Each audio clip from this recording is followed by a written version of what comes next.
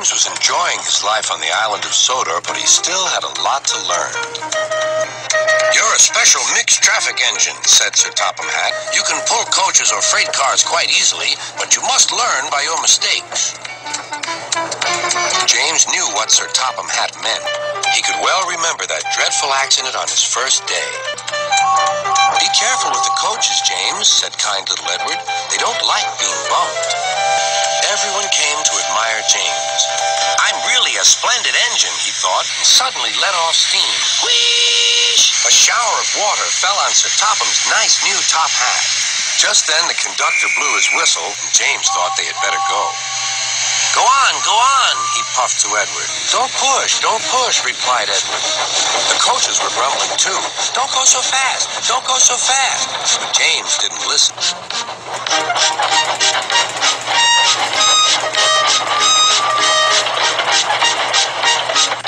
When at last they stopped at the next station, two coaches were beyond the platform. They had to go back to let the passengers out. But no one seemed to know about Sir Topham's new hat, so James felt happier.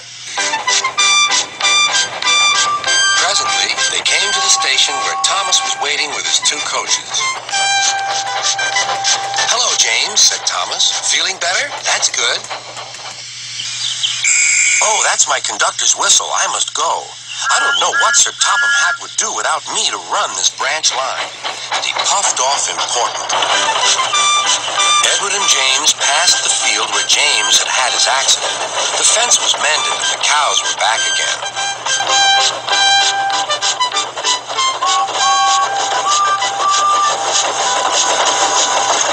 They ended their journey and rested before setting off for home. James was still wondering what Sir Topham would have to say about his new hat.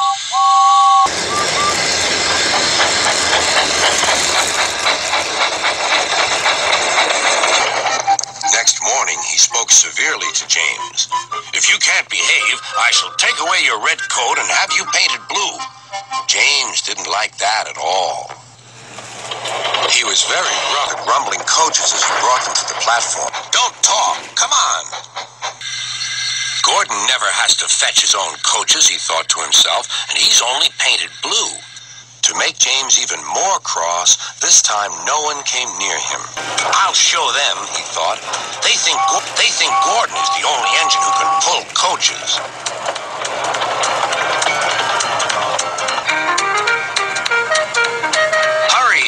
Hurry, puffed James. You're going too fast, replied the coaches. James laughed and tried to go faster, but the coaches wouldn't let him.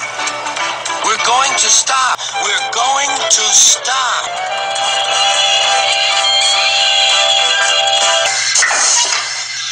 "What's the matter?" James asked his driver. "The brakes are on. Leak in the pipe, most likely. You've banged the coaches enough to make a leak in anything." "How shall we mend it?" said the conductor. "We'll do it with newspaper and a leather bootlace," replied the driver. "But where is the bootlace coming from?" asked the conductor.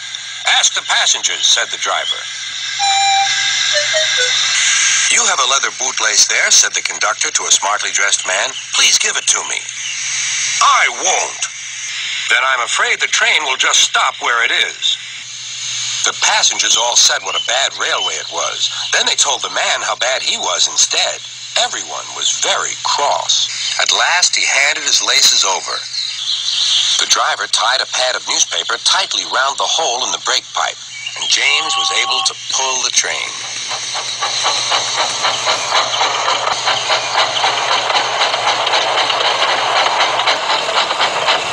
But he was a sadder and wiser James, and took care never to bump coaches again.